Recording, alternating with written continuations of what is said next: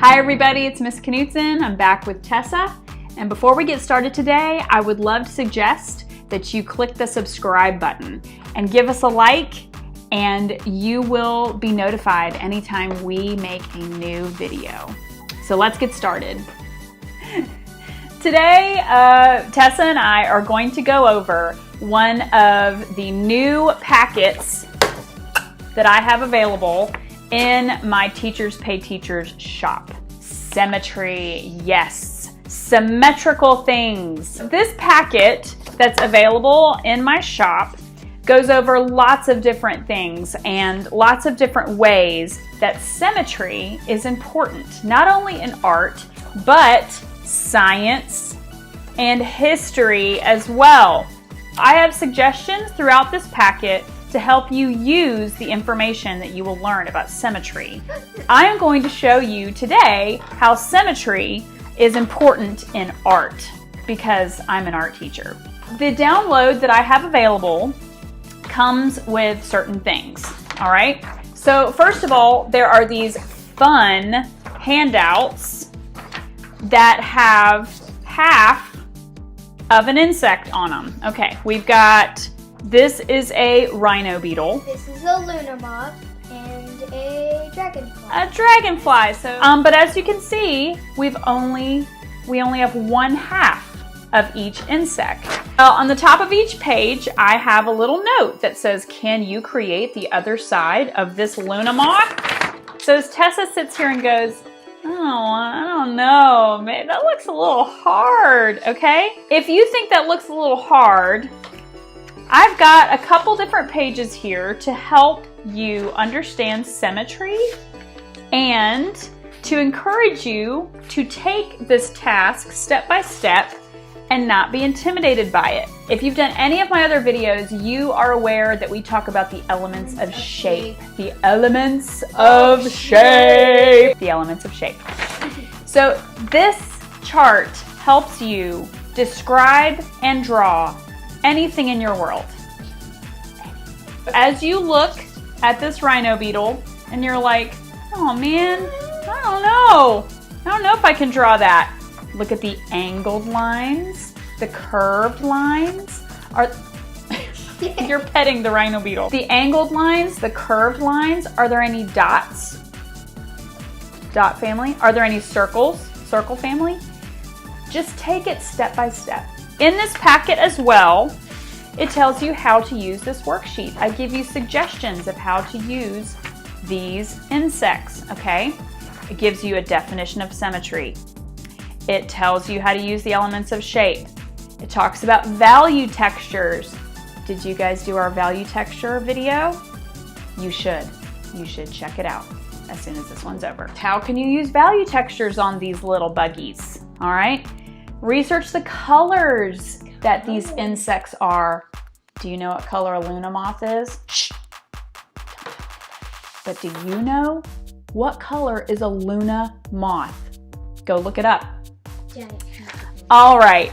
And there's other suggestions to how to use these worksheets. So when you purchase this packet, you will get some instruction as to how to use all of these worksheets. Another great art activity to teach about symmetry is ink blots. Ink blots. Have you ever made an ink blot before? Yes. If you haven't made an ink blot before, today should be that day. Ink blots are a wonderful exercise in symmetry. Very simple instructions, very simple materials. The materials you will need to make ink blots are white paper.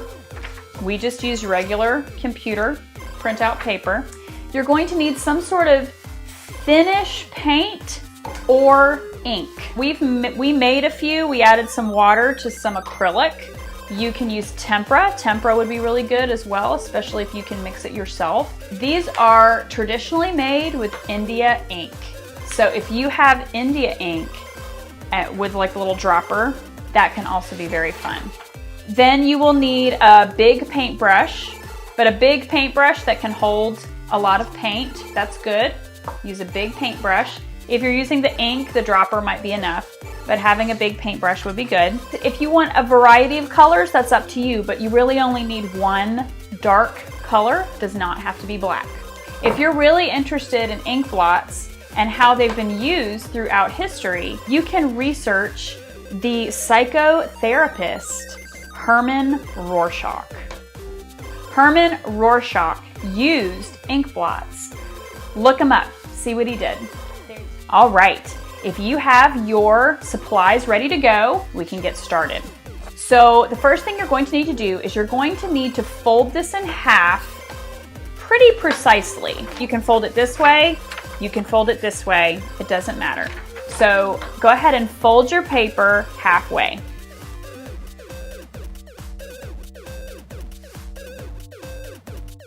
Once you have your paper folded, then you're going to unfold it, all right?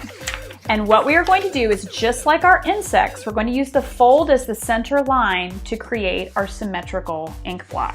We've got some black, fairly thin paint. Take your big brush and fill it with paint. Apply several swatches of paint to one side of the folded paper. Try not to make an intentional picture. Let the image surprise you. Fold the paper carefully and apply gentle pressure. Peel back your paper to reveal the awesome result. This is the very simple ink blot. I have other suggestions of things you can do with your ink blots. There's Tessa's, very cool. Once you've finished your ink blot and you set them out to dry, you can do other things with them. If you would like to color on top of them, if you want to add details to it to make it look more like what you already see, that could be very fun. And use an oil pastel or a smaller brush with a different paint and add eyes and noses and patterns and things that you see on your ink blot. You can use this lesson in an art class, you can use it in a science class, you can use it in a history class. This is a very versatile, very simple supplies art project that will combine the idea of symmetry with whatever subject you are teaching. Thanks for stopping by, guys. Enjoy making ink blots, getting a little messy with Miss Knutson and Tessa. And check out that packet and come and visit us really soon for more art lessons. If you like this video and you enjoy hanging out with me and Tessa, please don't forget to hit that subscribe button and also give us a like. Bye, guys.